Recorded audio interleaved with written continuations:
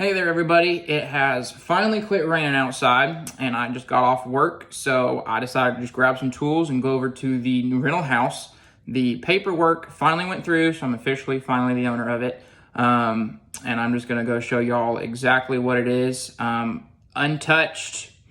Whenever you buy a house at auction that has had squatters in it or anything like that, this is more than likely how it's going to look. So I'll give y'all a kind of a preview of what all we got going on, and let me go grab some tools and then we'll head over there.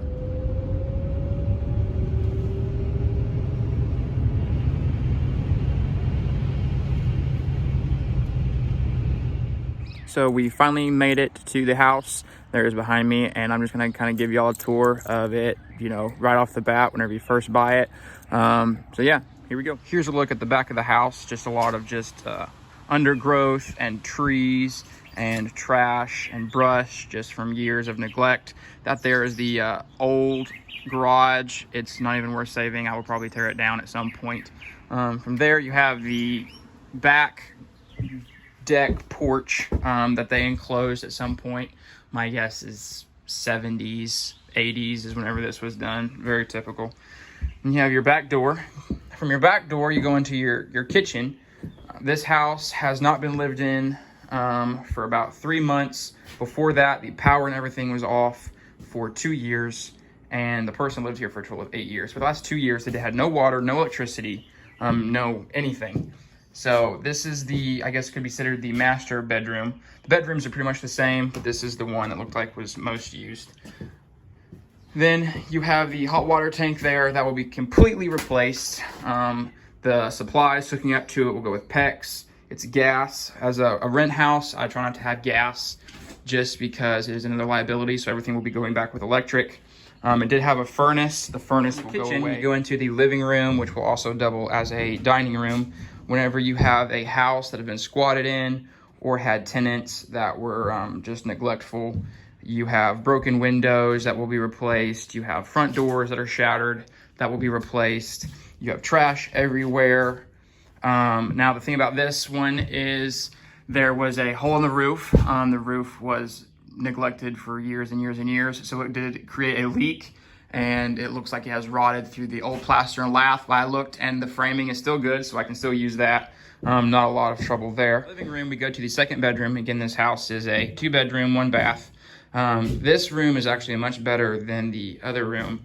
The floors are solid, just need refinished. The paneling is still in very good shape. Even the plaster and lath ceiling. So in these old ceilings, this house was built approximately 1930, 1940. They had plaster and lath, which is basically paint stir sticks that are about 10 feet long, nailed up to the ceiling, and then concrete floated over them. So this is a concrete ceiling, and a lot of times you see them, the humidity gets to them and they just collapse, or the roofs leak, or especially here in Oklahoma, we have a lot of earthquakes. That can crack, but this is in really good shape for the age of this house. Now from the bedroom, we go to the bathroom. Now a bathroom connects 2 bedrooms together, Jack and Jill bathroom, and this is the room that will be taking the most work and time. It will need completely gutted. It has sat without any attention for years, and it was still being used. So whenever you have someone that has been squatting and they do not have the resources hooked up to their houses, they use any means necessary, and some of those can be very drastic. And this house is very drastic. So this will need, the floor is rotted, the bathtub is no good, the back wall has had a leak underneath that window. That window will go away. New bathtub, new plumbing, new tile, everything. Second bedroom into the living room. It looks like at one point the furnace went out, so they put a gas furnace insert in the corner of the room. So it has a pipe they cut into the ceiling. That pipe will be cut, ceiling will be patched. I plan on putting a new ceiling in here. And then coming out of the front door, let's see here, come to the front porch, and we'll need a new front door. The front porch will need to be torn off, completely put back new. Foundation is actually in surprisingly good shape. This is a formed foundation. It's not a brick or block foundation, which is, in my opinion, a little bit more solid because you don't have voids and weak spots. This is the back side of the house, and there was just more undergrowth, and I'll be working on today, just cutting all that out as much as I can until it eventually rains on me. There is a look at the roof. This is the side that is in need of repair. Right there is where it has been leaking, right next to the chimney vent.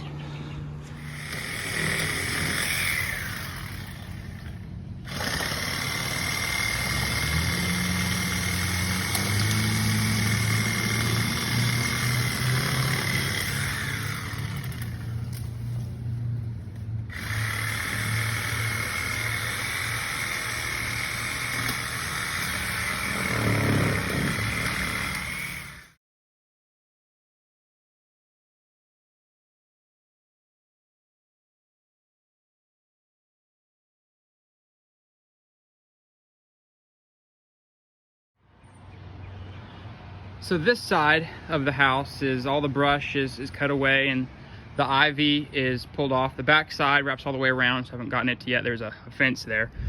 But on this side here, I was able to cut all the brush off, and except for one old tree, I didn't bring my ladder with me.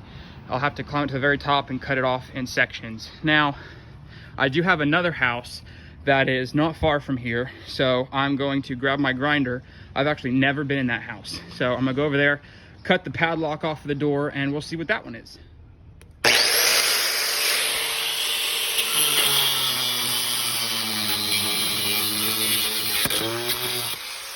Okie dokie, the lock is cut.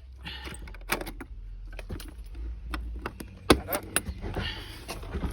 See exactly what we got here. Okie dokie.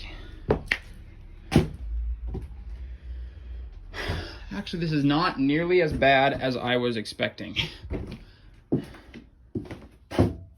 So it looks like they have used this for some kind of storage slash just trash. The ceilings are in fairly decent shape. Floors seem to be very solid. This is the kitchen, I guess. Floors or the ceiling here. Looks like it has been leaking for a little while. There's a couple vents I noticed on the ceiling. There's a vent right there, another vent over here. A lot of times those are where you check for leaks. There, the soft spot. So it looks like this is the kitchen. The back door is right there behind whatever that is. Let's see if there's a bathroom.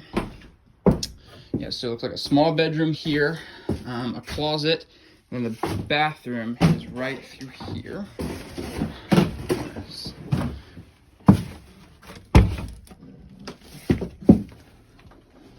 Okay, so again, this bathroom will more than likely need everything as well.